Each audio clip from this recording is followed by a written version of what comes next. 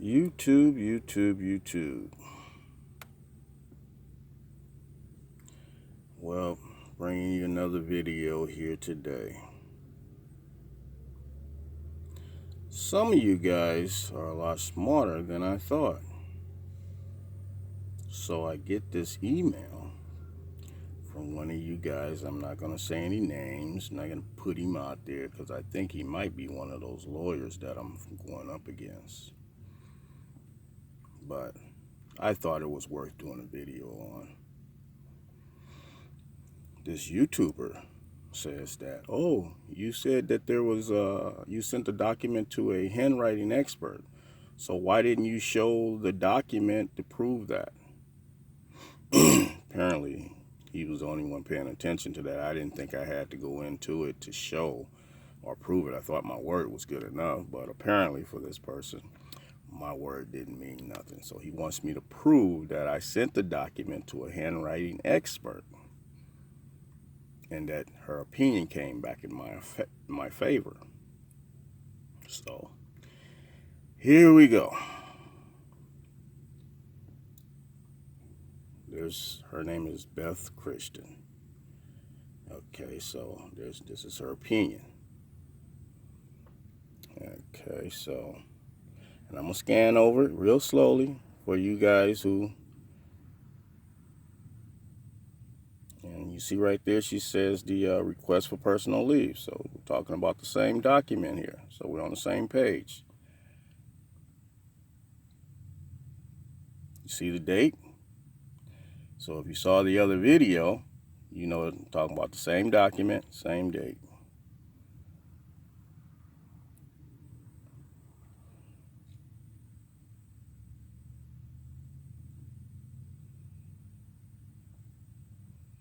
Oh man, hands getting tired, so excuse the shakiness.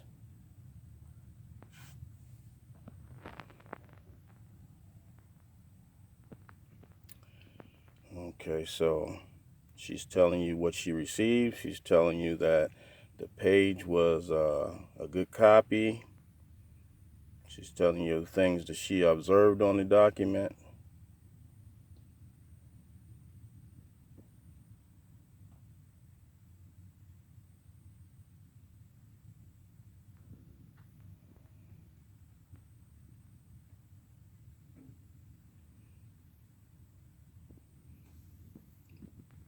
So you guys don't have no reason to believe or I'm holding out on anything. This is where you get a full look at the document and I'll give you some more information on.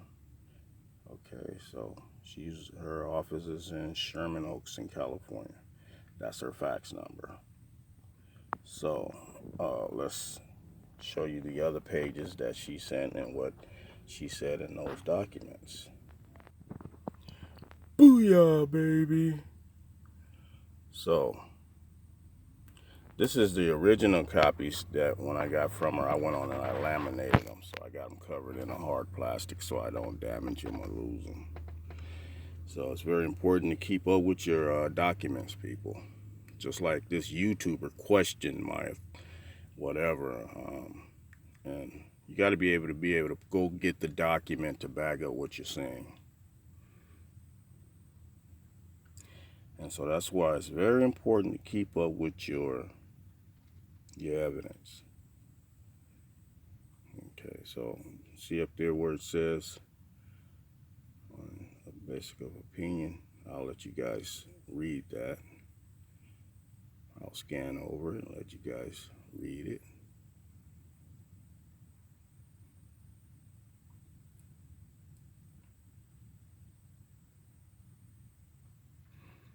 This is the page that after I submitted this to the defendants, this particular page is a page they left out when they submitted this to the lower federal court. They particularly, on purpose, left this page out.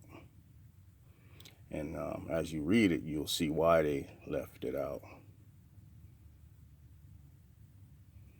And when I say they, I mean Shepard Mullen, Jason W. Kerrigan.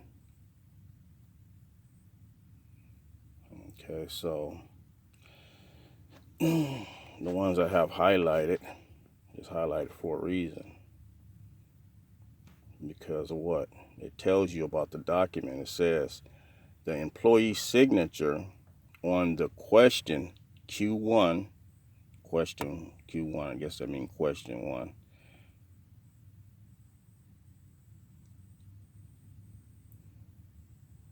It says what? With the words, pay attention, with the words, cannot reach driver in block lettering. It's not a signature. She tells you it's not a signature. Number 4. On the signature line, labeled manager signature and terminal manager signature are both signed by who? The same person.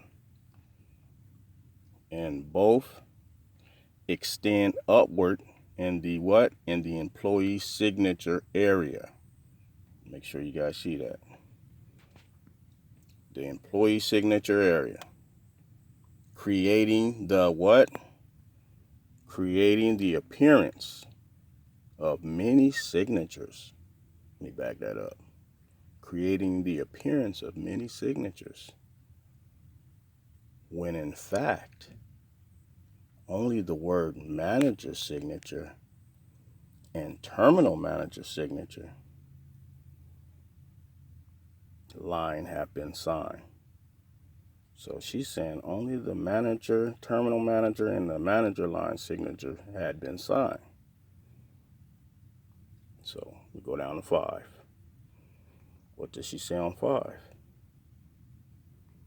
One person wrote the entire form, including the top handwriting portion.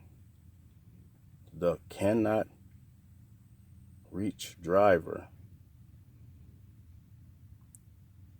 in the date of 7/23/09 on all 3 lines. Did I say that right? One person wrote the entire form, including the top handwritten portion. The cannot reach driver. And date of 7/23/09 on all 3 lines. I think we covered that pretty decent. She says, according to the employment development department of the state of California. Remember I kept telling you guys about Title 22 and none of you guys went and looked it up?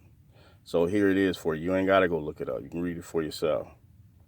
Title 22, Section 1256-16B. A true leave of absence exists if the employer and the employee mutually agree that the employee will return to his or her work after a period of absence.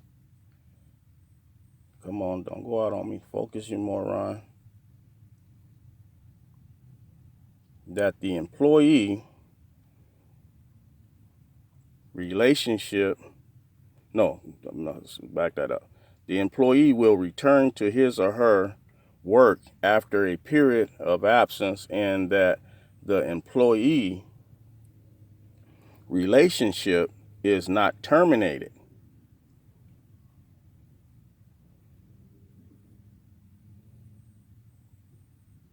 So it says you're not terminated.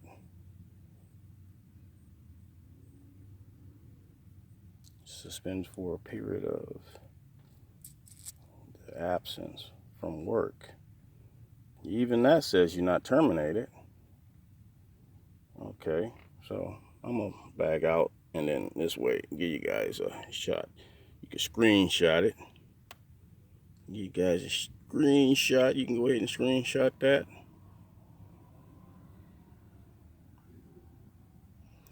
And then let me see if there's another document I want to show you. Hopefully, let's see. So let me give you guys you can screenshot this first page right here. Of course, this is another page, and she gives you a background on what she's talking about in the highlight part. She's telling you the one-page copy.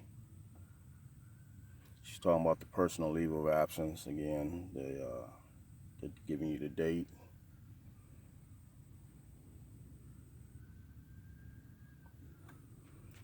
Talking about the signature of the McNeeley. Now, when they say do your due diligence, that's what this is. I had to do a lot of research to find this woman. Make sure you guys get her information. I had to do a lot of research to come find out she is one of the top 10 handwriting peoples in California. She's one of the top 10. She can actually, she does like prosthetic, like people who have false arms and limbs and stuff that they are working with the false arm and stuff, and you know how they some of them write their name with the prosthetic part. She actually can tell if that individual signed that document.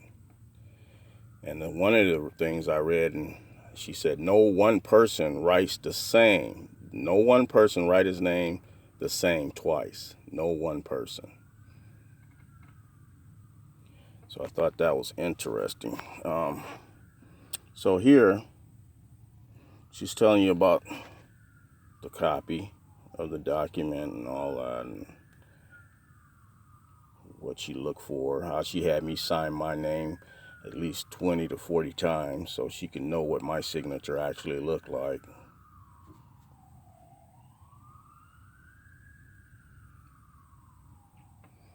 So, yeah, anytime your signature come in question, it's better for you to have an expert opinion on it.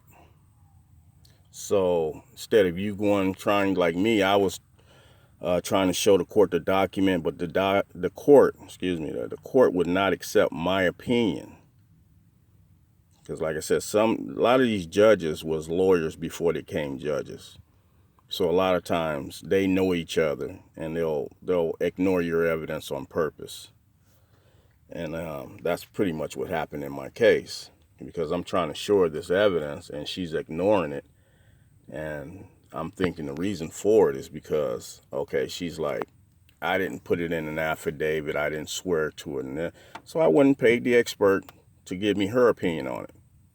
I'm thinking the court's going to accept it. No, she still ignored it.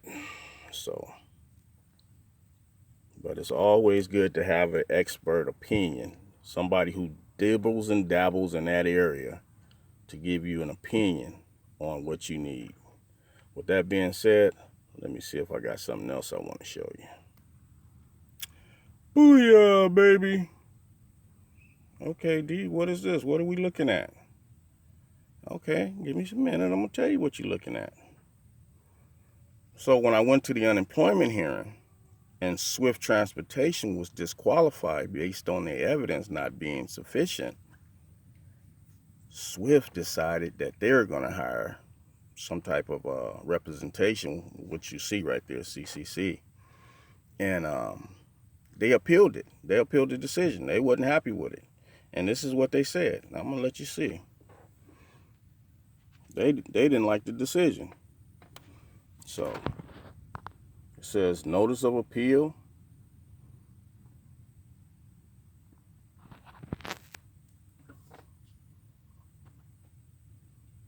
Yeah.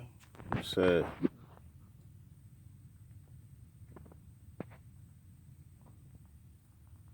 they wanted a telephone hearing.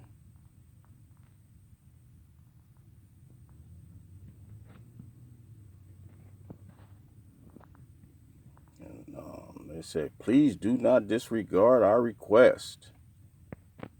They was hot. They was hot. See the date there? 2010. doing my homework, doing my due diligence. So, you know, they thought, oh, statute of limitation, 2010, I'm doing my homework. I'm over at the appeal office trying to get the appeal judge to render me a decision on this document and give me a copy of it. Oh yeah, look at that stamp down there. December 17th. So, let me flip this document over because I got it laminated. I'm going to show you the other side, what they said. Bola la Gosta. Okay, Buno number 1. Notice the title there. It says, Notice of Response to Claim. We're talking about who? We're talking about the same company. This is 2010.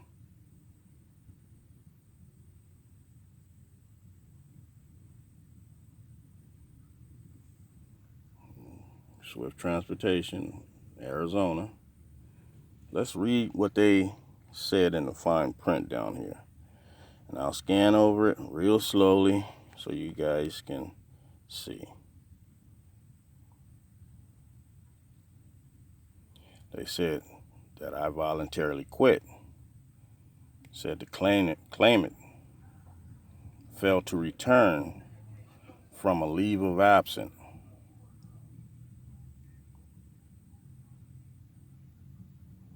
Make sure you pay close attention to the dates. Said he went on a personal leave of absence. Look at the date, 7/17. Remember we talked about that, 7/17, with the return date of 8. Remember I told you the manager falsified the document and he changed the date to 8/17 when my doctor had 10/17.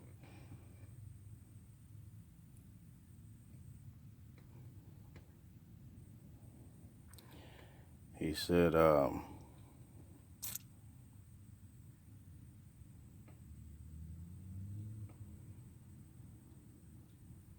according to their policy, 3 days of unauthorized absence.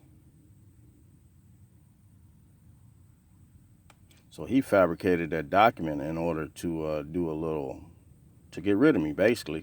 Just, you know, wanted to get rid of you.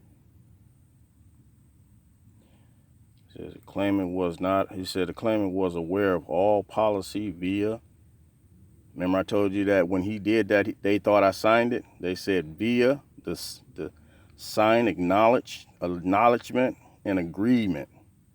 So they're telling these people that I signed and acknowledged it. So they did think that was my signature. Why? Because he approved it.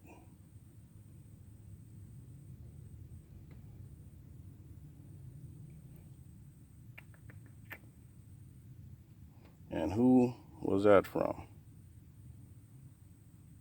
Employer representative.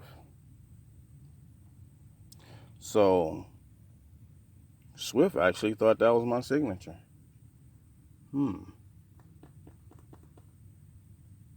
They went as far as saying he signed acknowledgement and agreement. So that's why these people like, no, we want an appeal. We want an appeal. Because they actually thought that was my signature. Hold on. So I'm not going to make this video too much longer. I'm just going to end it with this document right here.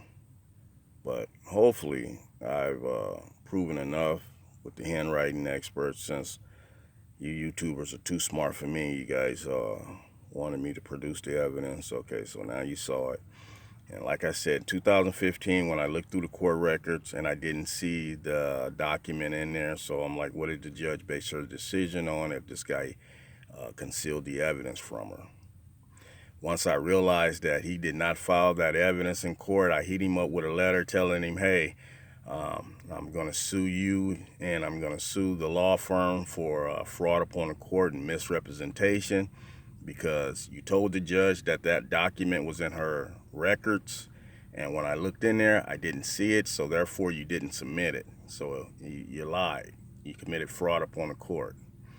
And so this was the letter that he sent back to me, responding to what I had accused him of. See, this was in 2015. Remember I told you fraud does not start ticking until the statute of limitation does not start ticking until you become aware of the fraud. So when I became aware of it, which was in 2015, that's when I went after them. So this letter is from who? Shepard Mullen.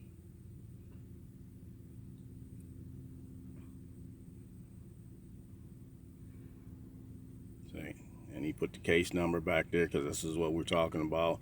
And I'm letting him know, dude, I'm finna come after you. I'm finna come after Swift again, and I'm finna come after your law firm because that's your employer. See, your employer is responsible for your actions. So I have to include his employer because why not? His employer's the one got the money. But I put a personal lawsuit on him too. So I don't know how he, maybe he'll get the employer to pay that. Because I sued each one of these guys individually.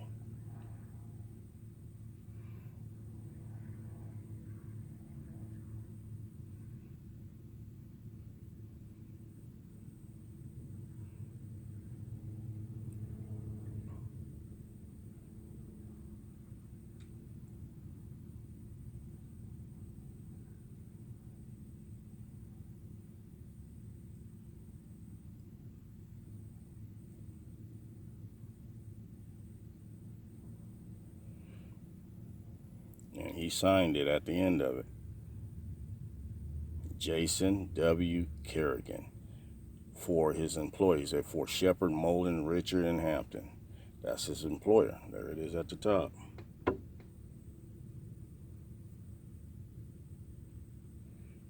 He said, hey, you're accusing me of fraud and blah, blah, blah, and blah, blah, blah.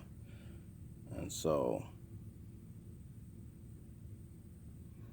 he's like, well, I talked to who you was represented by Jackie, whatever her name is. She's another corrupt law firm.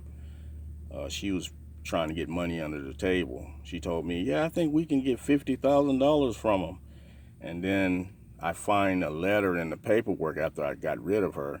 She was asking for $750,000. She's corrupt. So make sure you see her name right there. Jackie Ross, whatever her last name is. Yeah, she's a very corrupt law firm. So you guys come across a name down. I think she was in I forgot where she was at. But yeah, she was trying to get money under the table, or she was going to get them to settle for $750,000, and she was going to tell me that, oh, we only got $50,000. So I'm going to give you, $10,000. Then she's going to get another, 5 or 50% of that. So I would have only walked away with probably $1,000 in my pocket. Yeah, so you got to watch these lawyers because they really think people are stupid. So I'm going to end this right here. And I'm going to bag out right here so you guys can get a screenshot of that. You got to keep up with your evidence, people. Very important. Keep up with your evidence. Don't be like you was when you were in junior high school. Ball that crap up, put it in your pocket. And then when your mom washed your clothes, you're like, oh, the dog ate the homework. Knock it off.